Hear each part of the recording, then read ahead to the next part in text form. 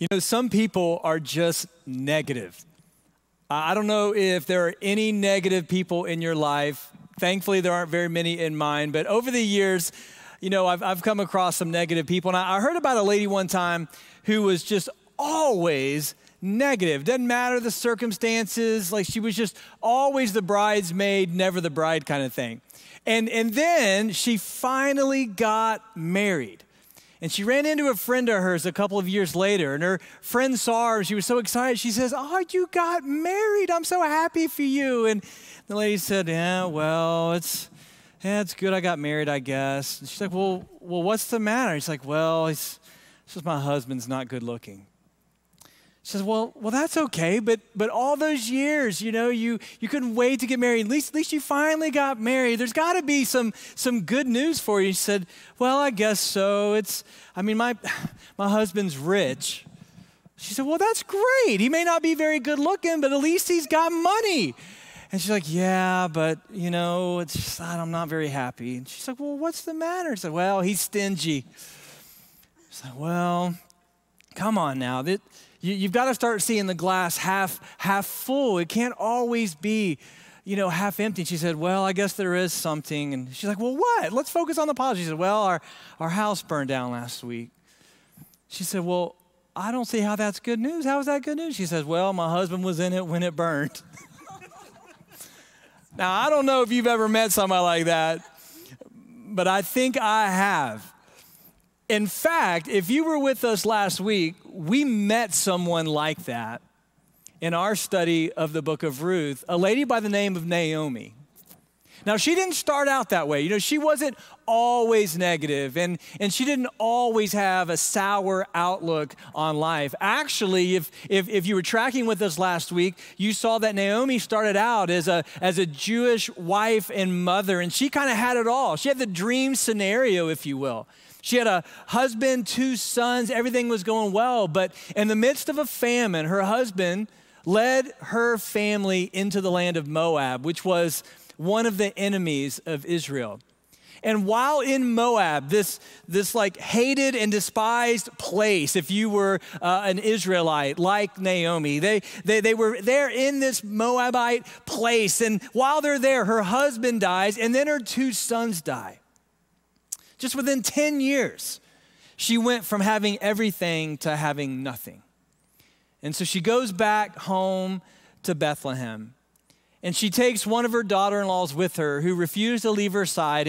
And we saw last week how Naomi went from having everything to basically having nothing, so much so that when she got back to Bethlehem, remember there was some chatter, and some of her old friends came out because they'd heard a rumor that she was back in town. And they asked the question, "Can this be Naomi? Like has she come back? The one who left us to go to Moab, like she's come back." And they ran to her and they said, "Naomi, is that you?" And she said, "No, that's not me. Oh, I used to be Naomi, but you're not going to call me Naomi anymore. Now you're going to call me bitter. You're going to call me bitter. You're not going to call me by my name. You're not going to call me by something where you know, like I used to be recognized and I used to be known when I had it all, when things were going well. Now you're going to call me bitter because the Lord is against me." And then she made this incredibly sad statement. Remember, she said, I went away full and I've come back empty. She came back bitter by her own admission. She came back broken. She came back largely alone and condemned to a life where she would have no standing in her culture and she would have absolutely no way of providing for herself. She was dependent upon her community and those who would show mercy to her. And so Naomi's a very negative person at this point, and I think we could look at her circumstances and understand why. She was in a desperate situation. And as we pick up the story this week, we pick it up with this last word in the first chapter of Ruth, where we're told that it's harvest season in Bethlehem. There's a certain time of year where we're going to see Naomi and her daughter-in-law Ruth just happen to return to Bethlehem, and we're seeing how God's going to work to bring triumph out of her tragedy because, and this is what this series is all about, we're seeing how our God is always working in our waiting. The title of our series is Please Take a Number, and we're looking at these situations in our lives and these circumstances in our lives where, man, we're up against a wall, where circumstances have changed for the worse. We are grieving, we're hurting, we're asking why. Maybe we even feel some measure of bitterness, and we're wondering, God, are you against us? That's certainly how Naomi felt. But we're going to see more of the picture this week as Naomi and Ruth return to Bethlehem. Just so happens at the beginning of the barley harvest, and God's going to work in an incredible way. I'd like for you to turn with me to Ruth chapter 2 and pick up the story. There's some pretty incredible situations that surface in this part of the story, this unfolding saga that will give us certainly more of a glimmer of hope than we even had last week. Let's jump in there, just beginning in verse 1. It says, Now Naomi had a relative on her husband's side. He was a prominent man of noble character from Elimelech's family, and his name was Boaz. Now, this looks like a relatively benign description of someone in Naomi's family, but this is actually very, very important because the two most pressing needs in Naomi's life at this time are the need for food and the need for family. Family would rally around her and help take care of her and provide for her need. And obviously, food is something that she needed to survive on a daily basis, but that was not guaranteed to her and Ruth. And so as we open this second chapter and really the second part of this story, we see that it just so happens that Naomi and Ruth return during harvest season. And it just so happens that there's a member of her family that is very prominent, very influential, and is very affluent. His name is Boaz. All right, keep that in mind. Let's look at verse 2. And so Ruth the Moabitess asked Naomi, will you let me go into the fields and gather fallen grain behind someone with whom I find favor?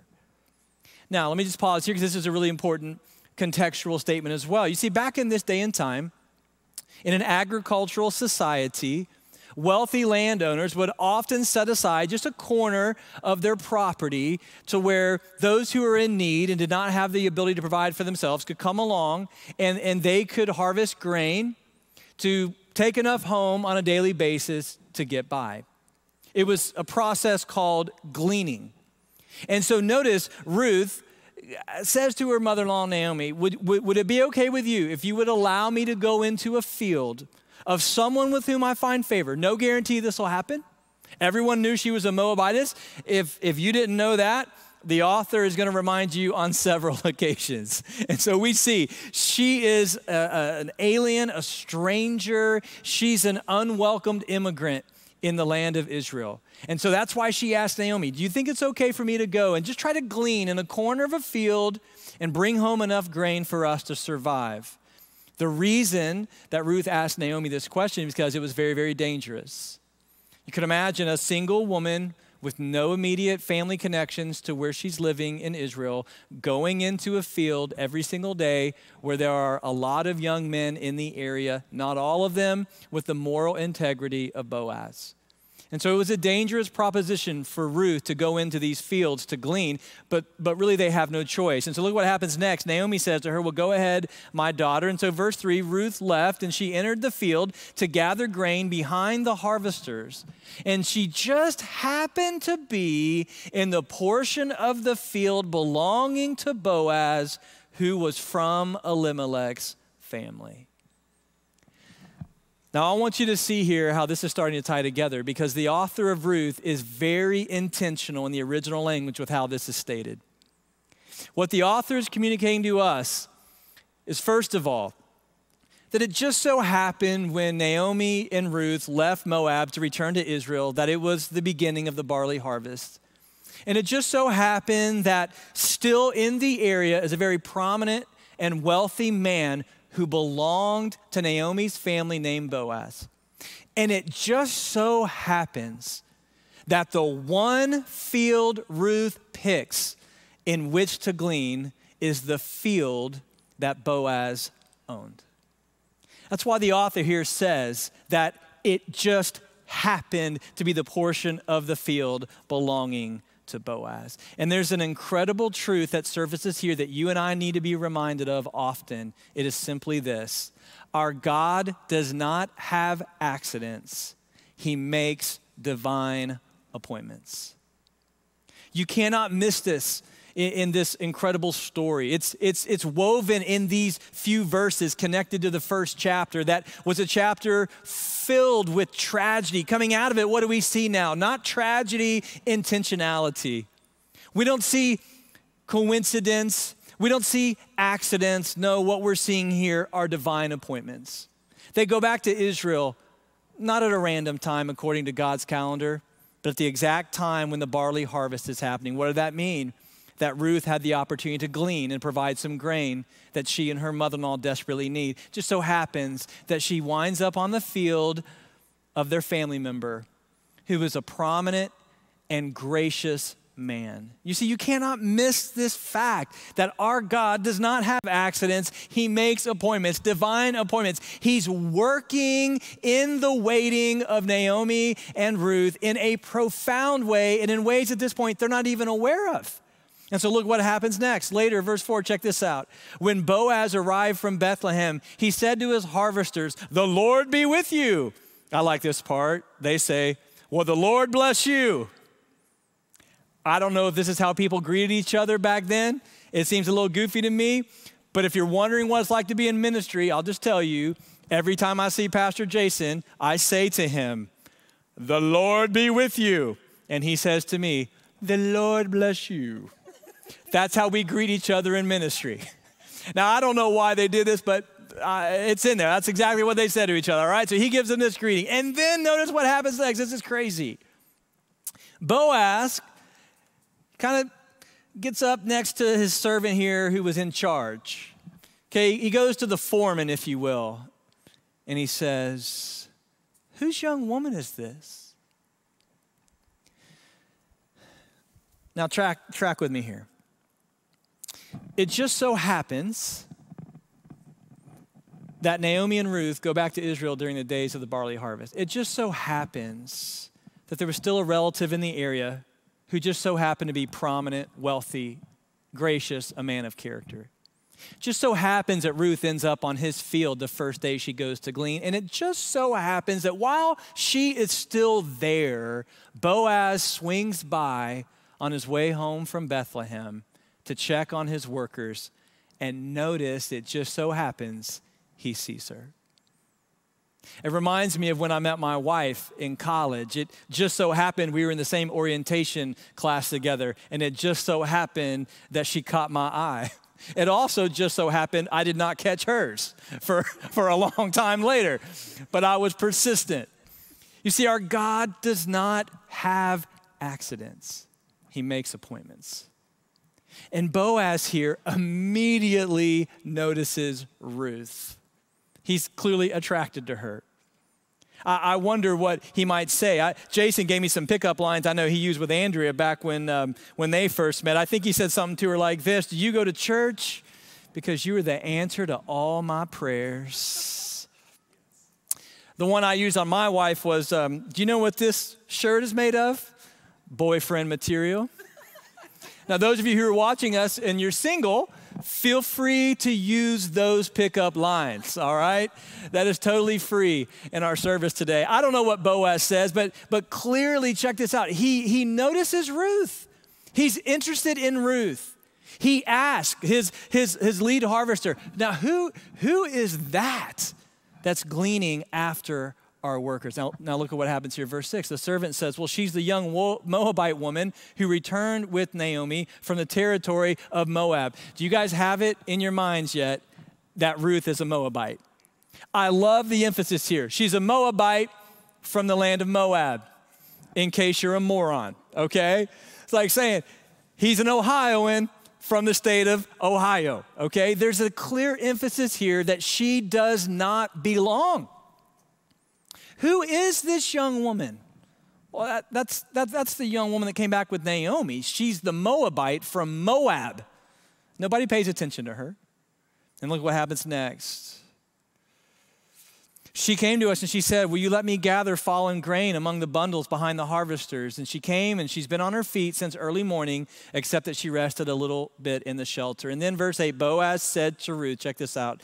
Listen, my daughter, don't go and gather grain in another field, and don't leave this one, but stay here close to my female servants. See which field they are harvesting and follow them. Haven't I ordered the young men not to touch you? And when you are thirsty, you go and drink from the jars that the young men have filled. And now check this out, verse 10. She fell face down, bowed to the ground, and she said to him, why have I found favor with you so that you notice me, although I am a foreigner? Wow. Immediately, Boaz offers her two of the things that she desperately needed: food, which we've talked about, and then protection. She desperately needed protection from these young men and other dangerous men who would have been in the area. She's a single woman who's an immigrant, unwelcomed in that area. There's no telling what could have happened to her. And Boaz goes to her this first day she's gleaning, where she just so happened to show up, and he offers her protection. He offers her some type of companionship with her, with the female servants who are with her. And he says, and I don't want you to go to any other field. You're going to come here every single day, every single time you need food. You come here. I will protect you. I will provide for you. I will even give water for you to drink. This is where you're going to come. And we're going to make sure that you never have a day without food and protection. This is amazing. And it all happened, it seems, just by random coincidence, right? That she came to Israel with her mother-in-law at just the right time. She happened to land on his field. He happened to be coming by. He happened to notice her. And then you see this outpouring of generosity that prompts this very important question. Why are you so gracious to me? Why have I found favor with you since I am a foreigner? Listen, may I just remind us, especially those of us who've been walking with Jesus for a while, that this is the key question every single one of us should be asking. God, why have you been so gracious to me, so merciful to me? Why have you provided for me as you have? God, why have you blessed me the way you have? A foreigner. Someone who at one point in time rebelled against you, sinned against you, wanted to rule and reign over our own lives, my own life. God, why in the world have you been so gracious to me, a foreigner? You see here in the book of Ruth, in the unfolding drama of this story, what you and I refer to in 2020 as the gospel.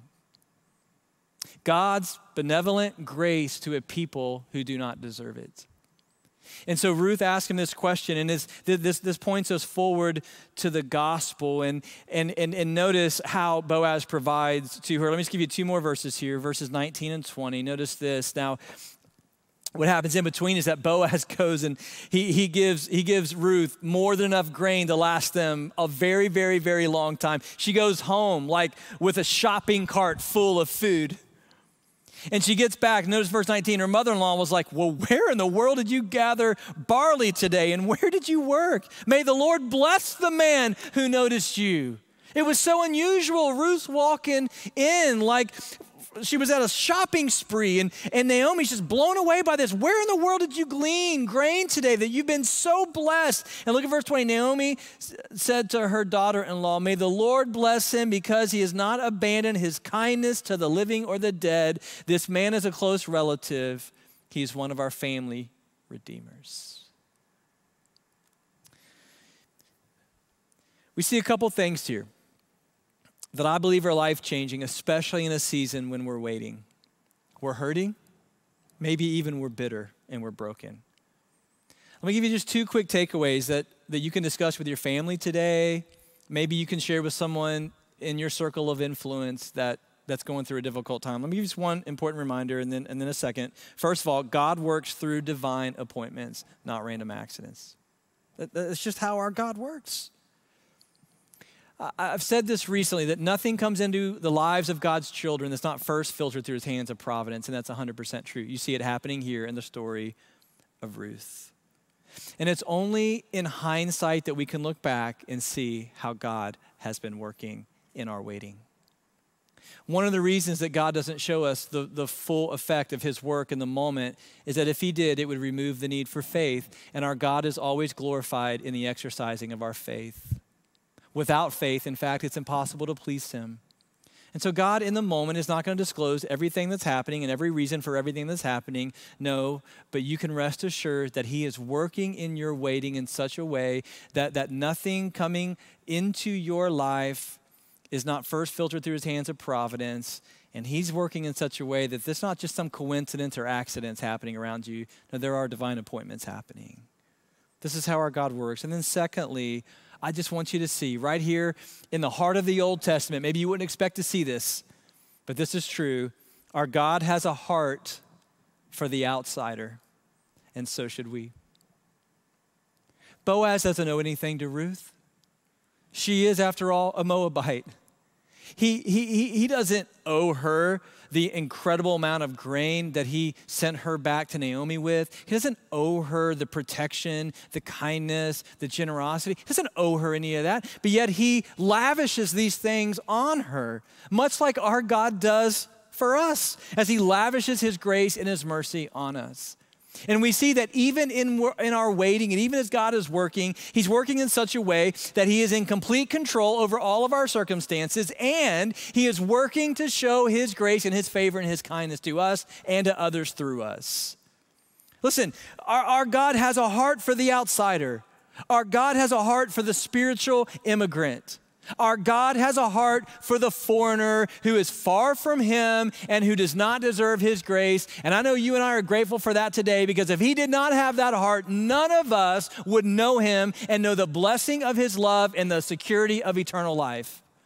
Our God has a heart for the foreigner, for the outsider. And the question that we should continue to ask ourselves again is, God, why have you shown favor to us? Foreigners, outcasts, enemies. Those who once were lost, but by your grace have been found.